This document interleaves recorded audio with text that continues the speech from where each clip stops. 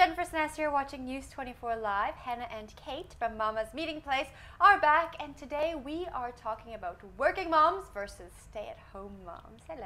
Hi. Hello. Now this is a little bit of a contentious topic, I think. As always. Yes. Who knew parenting could be? Yes, exactly. You could have so many debates around it. Yeah. Now, Kate, you're a working mom. I am. Yes. Hannah, you are a stay-at-home mom. Yes, I am. Maybe things are going to get a little heated in here today. I don't know. We'll keep it civil. You could save the boxing gloves till later. Oh, right. Now, you have quite a wide network of mums from the blog. What's the general consensus when it comes to working moms or stay-at-home moms? Does every mom secretly wish they were a stay-at-home mom and could spend all that time with their child? I don't think so. I don't think they do. I think a lot of my mom once said to me she was a better parent because she worked, because she really appreciated the time that she had with her kids. But it also comes down to, I think for every, well, speak for myself, what it comes down to is having the flexibility to feel like you are contributing to the world through your career, but then also be able to spend that time with your child. Unfortunately, the industries that we work in today don't necessarily feel the same way. So it's generally quite a difficult decision for moms to make. And I don't think any mom knows how they're going to feel until they've had the child. So for me, I thought, no, I'd be back at work in 3 months and I'd be back on it, and I'm driven and I'm a career woman. And as soon as you have your baby, your mind completely goes in a different direction. Your priorities change, and all of a sudden you do want to stay at home and be with your child and not miss anything. But yeah. I think again one of those things where it's such a personal opinion as well, and what suits one mum doesn't suit another mum. My situation was that my job was in a different part of South Africa, and it was very full on, and it was long hours, much like lots of jobs that are in Cape Town as well. So it wasn't really an option for me to go back full-time afterwards. I'd be spending my whole week in Durban, and Luke could have been here with his dad and with a nanny all week, and that just wasn't something that was viable. So it wasn't that I wanted to give up on my career in that sense, but I wanted to try and make something else work in Cape Town, and now putting more efforts into starting my own thing with Kate, hence Mama's Meeting Place. And I'm very fortunate that I was in a situation where financially I didn't have to go back to work straight away. I had the option of going back at 4 months and at 6 months, but it was, again, in Durban full time. Wow. And there wasn't the flexibility to do it from Cape Town, and it wasn't, so for me it wasn't really a viable option. Now, do either of you feel like you've missed out on something by not doing the opposite?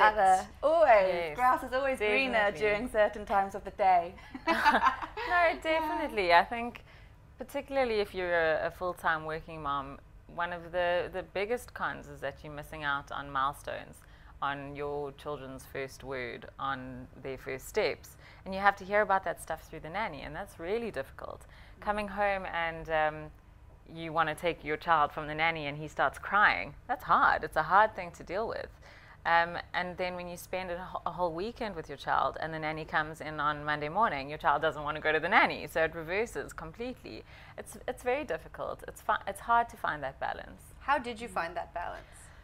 You know, I think you have to be grateful that your child can form a bond with your nanny that strong, that he's upset about her departure, and I think that's a hard thing to come to terms with, but it's also a very positive thing. I would imagine if it was the other way around. Imagine every time you were leaving, your child was screaming. So it's something you have to come to terms with as a working mom. You have to do the best that you can, and go with it. Yeah. Hannah, was it hard for you to decide that you were going to leave the job you had behind? It was. I mean, it was hard, but also very easy. I think the fact that it was in Durban, probably most of the decision was made up for me. But one of my friends in London, she described it very well when she had to leave her job, because it was, again, all or nothing. She said, I'm at peace with the situation and with my decision. You know, it's not that I wanted to leave, but it wasn't working with my life where I am now. So I'm at peace with it, and that's very much where I am. And I really, really enjoy being a stay-at-home mum. I'm also very lucky that Kate and I are doing Mama's Meeting Place, which does give me something else to focus on outside of being a mum and being with Luke. So it's kind of combining two worlds, I suppose, and you meet a lot of other mums that are working from home as well, when you do start working from home and there's a bit of a network going on. But I do remember feeling really, really jealous of my husband, and said to him one Sunday evening when Luke was little that I was just feel so jealous of you going to work tomorrow.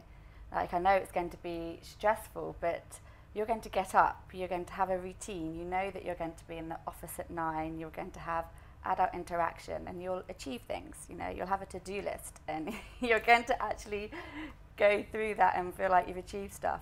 And I really missed that when I left work, and I was organising events, large-scale events, so you could see this, you know, grand event at the end and go, yeah, here's a team, we've worked towards that, and then suddenly my to-do list would be a shower and changing nappies, and suddenly I would only achieve one of those in the day. Tiny little bit different.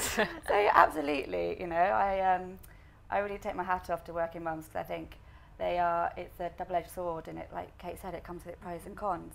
I take my hat off to stay-at-home mums. I think that's harder. I wouldn't say either is harder, but the pros and cons that they come with are so severe that, you know, like I met a mom the other day in the park, actually, and I said, oh, don't you wish we could just stay at home with them all the time? And she said, oh no, I'm not that type of mom. No, I love my child, but I need to go to work. And I can totally, you know, I totally understand that. I think I would struggle more to be at home all the time. I think you definitely have to have something on the side, like Mama's Meeting Place, or another, you know, another focus.